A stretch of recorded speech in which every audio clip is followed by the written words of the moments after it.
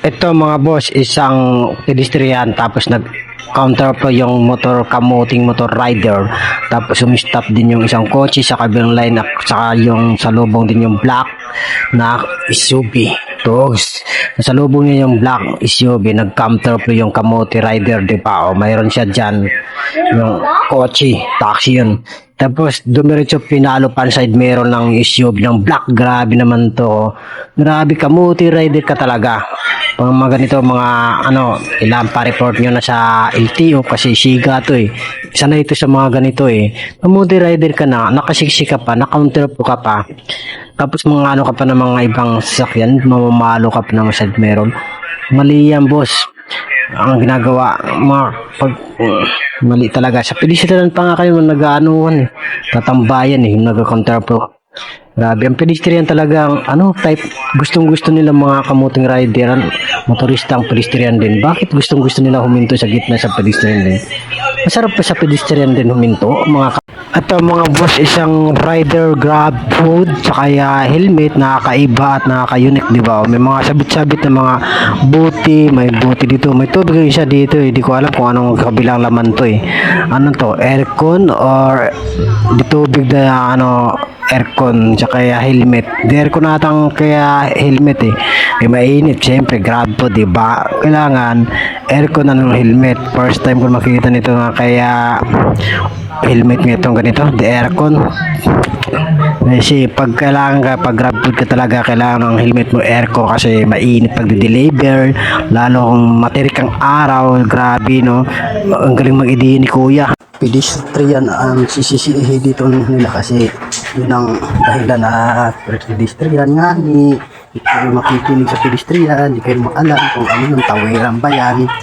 Talaga pumapasaway talaga mga motorista, pedestrian nga ni.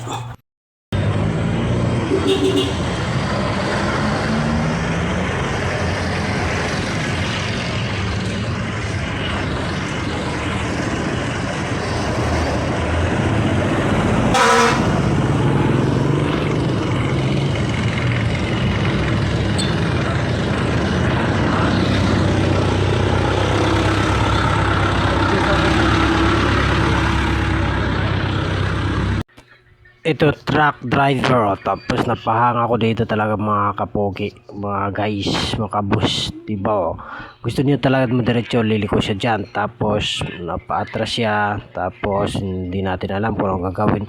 Siguro atras ang puwet niya doon sa kabila para makadaan siya sa ay liliko pala siya dyan, yung SUV siya pa ay mataas, so SUV.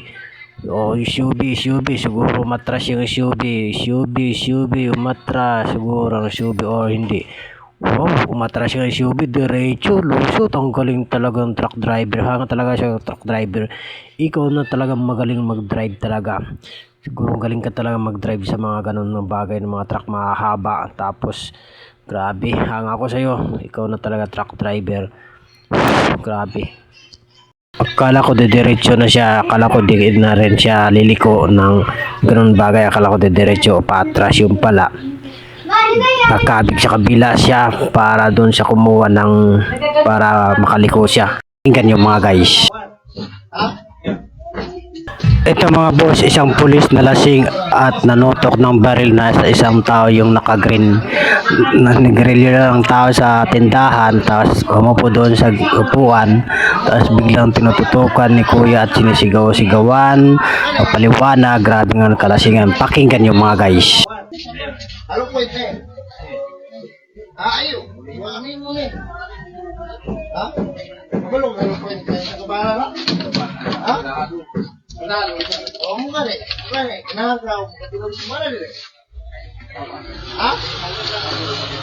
Ha? Ayo. Bakit mo gumpat? Ha? Ha? Wala ka? Di ba ganago ka? Ha? Ha? Kuya kay, bisita ni ko, wala. Wala ka matulog nila. Ha? Kuya kay, Richard ang kulaan. Wala ka nila. Ha? Mami ko nila. Ha? Mami ko nila. Ha? Mami ko nila. Hindi. Di ba? Mami ko nila. Hindi. Mami ko nila. Ha? Hindi ko tayo eh! Ha? Kawawa naman si kuya, ginagawang natulog dahil na pulis. Grabe. Grabing kalasihan ng pulis talaga. Yung nangyari sa pulis na to. Nawawala na ata sa participation sa sa alak. Grabe, dami ata na inom tong pulis sa alak. Kailan ka na wala? Ha? Kailan ka na wala? Ha? Tangina ka gawa, no? Yung na kayo ka ka. Kailan ka na wala? Ha? Kailan ka na wala? Ha? Kailan ka na wala?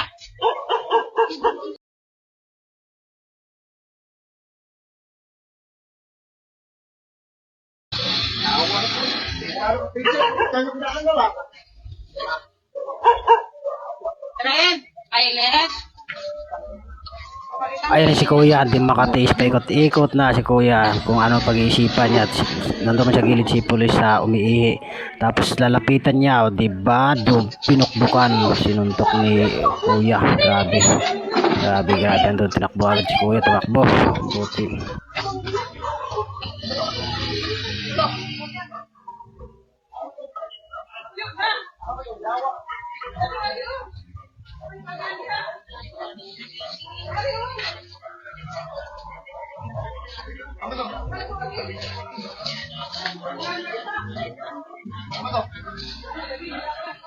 Kuya ko nila.